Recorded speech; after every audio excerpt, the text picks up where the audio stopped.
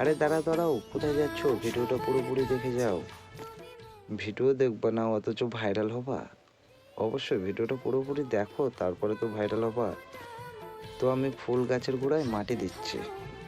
তো মাটিটা কেমন করে দিচ্ছি অবশ্যই দেখতে পাচ্ছ। তো দিচ্ছি কেন, সেটা হচ্ছে গাছটাকে যাতে ভেঙে টেঙে না যায়, যার জন্য গোড়ায় মাটি দিতে হয়, তাই জন্য গোড়ায় মাটি দিচ্ছি। তো কেমন লাগলো অবশ্যই লাইক কমেন্ট শেয়ার করো। প্রচুর কষ্ট আছে, তো একটু একটু করে বিশ্রাম নিচ্ছি আর কাজ করছি। কি করব, কষ্ট হলে বিশ্রাম নিচ্ছি, আবার কাজ করছি।